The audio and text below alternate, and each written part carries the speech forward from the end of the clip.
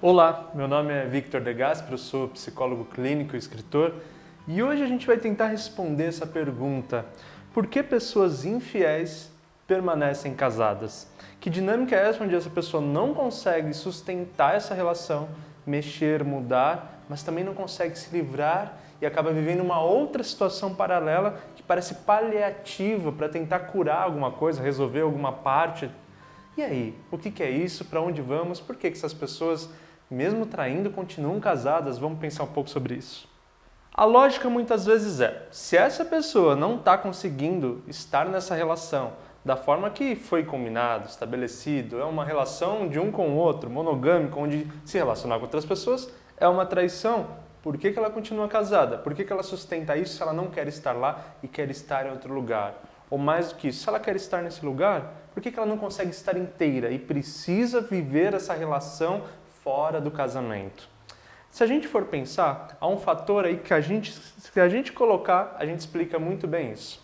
A questão de se comprometer a viver uma profundidade nas questões que sejam necessárias. Olha, casamento, claro que demanda muita profundidade. E não é só profundidade emocional, do tipo, ele ama profundamente, ele gosta profundamente. Eu não estou falando disso. Estou falando da profundidade de vão ter muitos problemas, vão ter desgastes, vão ter coisas que não vão bater uma opinião com a outra. Relacionamentos, quanto mais de longo prazo, mais envolvimento precisa no sentido de aprofundar e encarar com profundidade as questões que estão ali envolvidas. Agora pensa comigo, se a relação não está legal, essa pessoa não está conseguindo falar sobre isso, resolver isso, ela pode buscar métodos mais fáceis, que podem ser muitos, um deles, talvez aqui na nossa hipótese, a traição. E se ela vai para a traição, então é basicamente jogar a poeira para debaixo do tapete. Estou fingindo que não estou vendo, estou deixando lá, em vez de ir lá resolver, estou me resolvendo por aqui, aí eu vou mantendo mais ou menos assim as coisas para não ter grandes conflitos. Ou seja, não encarar momentos de mais dureza, de mais profundidade e também de mais inteireza, obviamente, que seria resolver essa situação toda. E aí, por que então que ela não se separa e fica com a outra pessoa? Porque também não há, ou melhor, é necessário ter a profundidade para também estar nessa relação fora do casamento. Então fica no lugar perfeito para ter uma desculpa para não se aprofundar em nenhum lugar, nenhum e nem outro. Olha essa frase que ajuda a explicar, né? Falando de uma pessoa. Então, sobre a pessoa, ela não se aprofunda em nenhuma relação e tem a desculpa perfeita para isso. É exatamente, olha, eu não posso me separar e ficar com essa pessoa porque tenho um casamento sólido, tenho muitos anos, tenho uma família, seria complicado e tudo mais. Ao mesmo tempo, olha só, eu não posso ficar só nesse casamento porque as coisas aqui estão difíceis, estão complicadas, eu preciso ir ali, me distrair, viver outras coisas, me satisfazer de outra forma. Mas nenhum dos dois fica de forma inteira, fica nesse balanço, por uma falta de coragem, uma falta de disponibilidade emocional, quem sabe, uma falta de consideração por si, pelo outro, de se aprofundar nas questões necessárias. E aí, fica navegando de um lado para o outro, de forma superficial, usando uma como desculpa para a outra, para não estabelecer, claro, de forma interna, não estabelecer vínculo, responsabilidade, não bancar o que está com desejo de viver. E aí que nós podemos pensar nesse tópico, a defesa de viver no superficial. Gente, é muito defensivo viver as coisas com superficialidade. Porque quando estamos na superfície, como eu disse anteriormente, a gente se isenta de grandes responsabilidades, decisões, grandes mudanças, e aí fica tudo mais ou menos de uma forma ali sem encarar os problemas. As pessoas têm essa dinâmica, você pode reparar, em várias áreas da vida, não é só nessa que a gente está falando aqui. Então, vai deixando tudo para lá, vai deixando para depois, e isso consequentemente vai colocando essa pessoa num lugar de conforto, do tipo assim, eu não vou olhar, eu não vou mexer, deixa do jeito que está. Pode ser que seja, claro, na sua análise, um comportamento egoísta, comportamento narcisista, sem empatia, porque há outras pessoas emocionalmente envolvidas na situação que acabam sendo deixadas por consequência disso tudo. As outras pessoas viram meras consequências de tudo isso, né?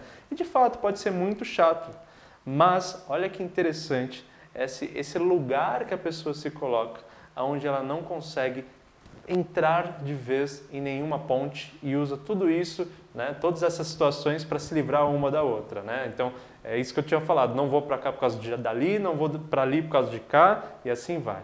Agora, uma reflexão maior é como que é esse ambiente familiar, essa esposa, essa amante, né, esse marido, esse amante, que sustenta esse lugar se o interesse não é esse, se não gosta de viver isso, né?